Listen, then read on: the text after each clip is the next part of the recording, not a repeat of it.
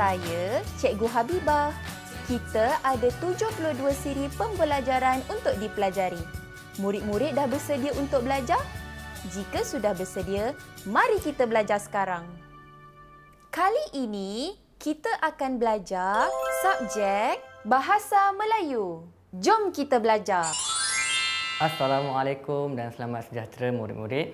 Nama cikgu ialah Cikgu Amir dari REC Kuantan.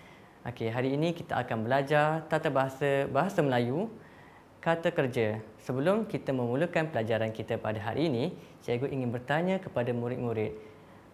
Murid-murid sekalian, sihat ke tak hari ini? Okey, sudah makan ke? Okey, kalau sudah makan, kalau sudah sihat, marilah kita belajar pelajaran pada hari ini. Okey, pelajaran kita pada hari ini ialah kata kerja.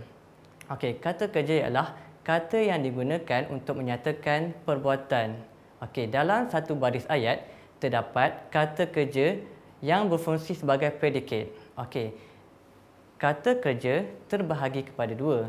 Yang pertama, kata kerja transitif dan kata kerja tak transitif. Okey, murid-murid faham tak apa yang cikgu terangkan?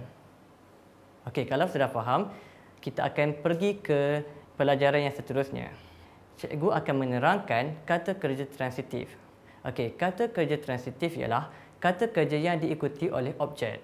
Okey, objek yang mengikut kata kerja tersebut ialah frasa nama. Cikgu akan bacakan beberapa contoh ayat.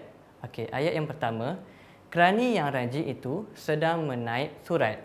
Okey, menaip, perkataan menaip itu ialah kata kerja.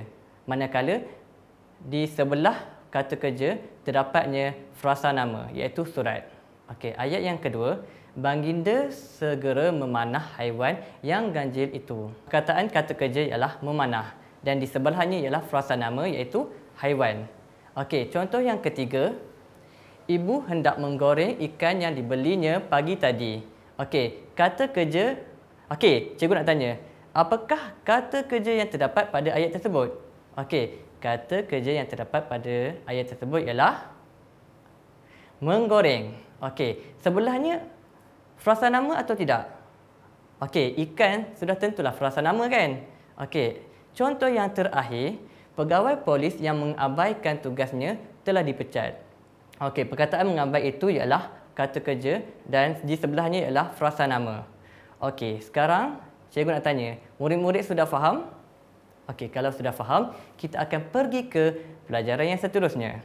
Tadi kita dah belajar kata kerja transitif.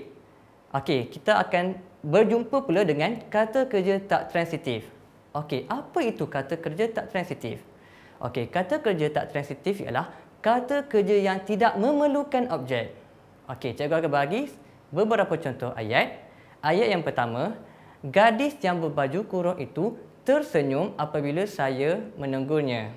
Okey, kata kerja di situ ialah tersenyum. Okey, di sebelahnya tidak ada objek pun. Jadi, terus je perkataan apabila saya menegurnya. Okey, contoh ayat yang kedua, Muhammad Ali akan bertinju dengan Joy Frazier. Okey, frasa kerja ialah bertinju dan di sebelahnya tiada objek. Jadi, terus sambung dengan Joy Frazier. Okey, contoh ayat yang ketiga, mereka akan berbahas dengan pasukan dari sekolah kota. Okey, frasa kerja ni apa ya murid-murid? Apa dia?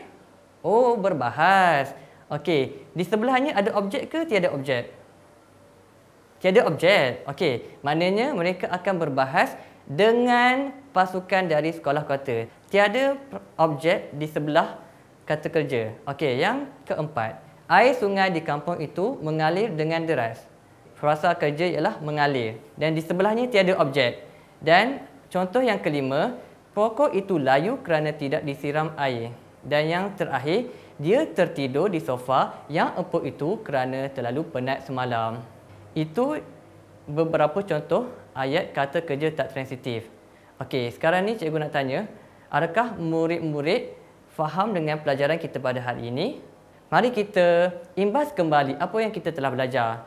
Okey, kita belajar kata kerja. Jadi kita akan tahu kata kerja ni menunjukkan sesuatu pekerjaan yang dilakukan oleh seseorang dan kata kerja ni berfungsi sebagai predicate. Okey, dalam kata kerja terdapat dua jenis, iaitu kata kerja transitif dan kata kerja tidak transitif. Kata kerja transitif disusuli dengan objek, manakala kata kerja tak transitif tiada objek di sebelahnya. Cikgu harap murid-murid memahami pelajaran kita pada hari ini.